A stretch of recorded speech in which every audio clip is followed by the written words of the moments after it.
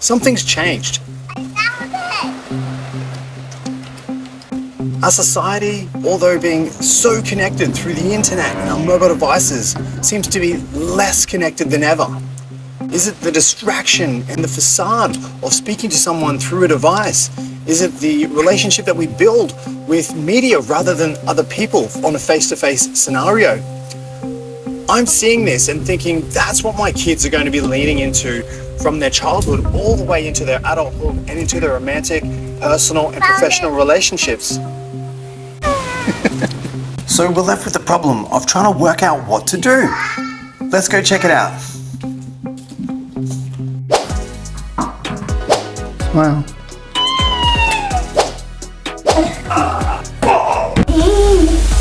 Hello.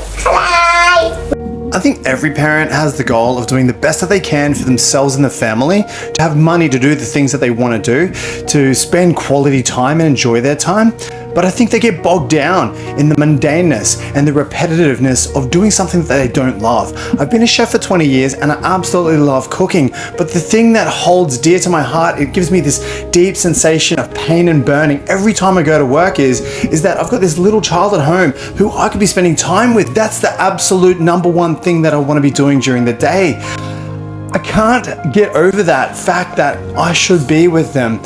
And it's a duality because at the same time, we've got to earn money. So what's the trifecta that we need to achieve in order to get that bliss point where we get the time with our kids and we get the money that we're looking for? For me, the trifecta is very simple. It's to earn what you desire. Most jobs don't get you what you desire. That means we've got to start a business of some kind to give immense value to a broad customer base that truly loves what you do and are willing to pay you for it. It's out there. You've just got to seek it out. For me, it's YouTube and that kind of thing. For other people, it's online drop shipping, e-commerce, that kind of stuff. Setting up a personal brand, keynote speaking, content creation. There's a lot of different roles out there. Investment finance, oh man, that's exciting, right? But not just to spend the time frivolously, to forge a consistent and loving relationship with the kids that builds respect, trust, and honor between them. I imagine my kids thanking me in the future, and you should too. Imagine all of the efforts, all of the time, the energy, and the money that you're putting into these children.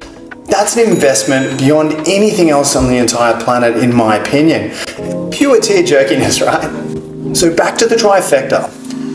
It's the income, the connection with the children, and the intention to build strong relationships with them. One really great lesson I learned recently was from Scott Galloway. I'm going to link his stuff down in the description. An amazing insight I got from that was to lean into your talents, not necessarily your passions. And I thought, well, what are my talents? That's something you need to discern for yourself. My dad is healthy, he has effort, One idea that really rings true to me at the moment is content creation. And the reason for that is it can be done at any time of the day. You might be wanting to film at night while everyone's asleep. Great! You buy yourself a cheap lighting setup. You find a nice place in your house to film and you begin to create the content that your talents promote you to do. Why content creation is so powerful is because the return on investment is huge. A lot of the time, the barrier to entry is very low. You've already got a phone.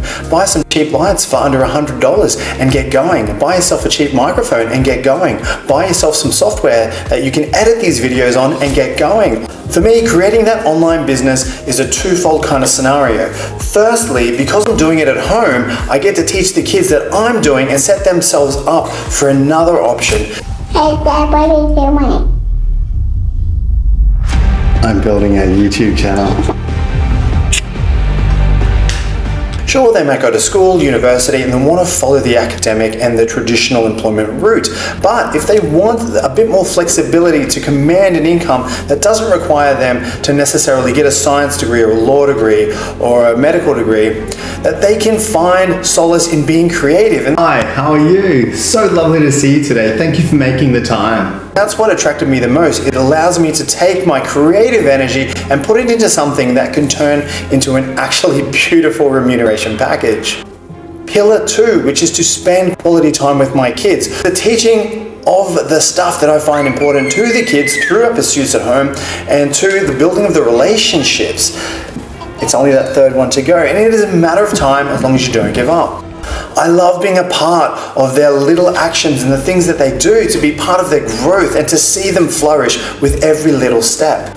And just thinking about this, I'm fast forwarding to the day when they finally say, "Dad, I'm ready to move out of the home, got myself a boyfriend, I've got myself a girlfriend, I'm ready to leave house and move on to the next phase of my life." Geez, it just, it kind of makes it a parent emotional when you think about that stuff, which is why I'm urging you to relish in the early days and to build the foundations strongly with them so that they can have those skills, have those experiences, and they will thank you for it. It's those little things, like when Evelyn asks me for Fizzy Wow, which is sparkling water, or a tuck-in at night, or to wrap a towel around her after a shower. These are the things that I'll miss, all because I'm spending the time here and now being involved in those things. I can't imagine living life any other way. My call to all you parents, especially dads, especially professional dads who work long hours, is seriously take another look at a way to earn an income so that you can be there for your kids, be there for your partners, to create cohesion in your family life so that you don't become the statistic, as in you become one of the divorced, but you become a statistic in a really positive way, which is to be part of the team, part of the people that you grew up finding love and solace within, that you created a family and a team together with, that you stay committed, similar to that 1950s mindset where you stick with what you've got and you don't defer, but then you apply a modern stance on that, which is to grow, to be flexible in your mindset, to learn new things. Be absolutely there for your kids as much as possible, as often as possible, so that they can learn from you and grow with you, and you can teach them everything that you know, and hopefully you can learn from them too. Look into their eyes, tell them you love them, hug them. Don't shy away from the affection. Be affectionate, but be genuine. And this is a great one. Embarrass them with your dad jokes in front of their friends at school. I love that. That's one of my favorites. Ensure disciplines like manners, punctuality, etiquette, and grooming are all instilled early on in life. Don't let that go to the wayside. When you do this, it will arm your kids with the skills to carve out a great intellectual, emotional, and physical life.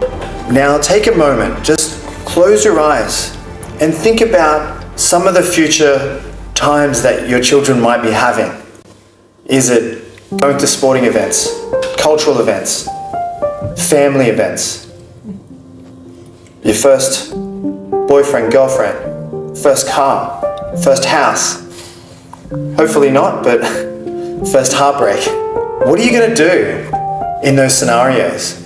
What an incredible thing to be a part of. Now, open your eyes. How do you feel, dads, moms, parents? Wasn't it wondrous? I'm sure it was a little bit uncomfortable too, just thinking about those downsides. But the upsides, wow, that's powerful. That's the kind of thing I'd like you to teach your kids. Be in awe of your opportunities. Grab and hold them. Take action of those opportunities so that your kids can grow, so that you can grow.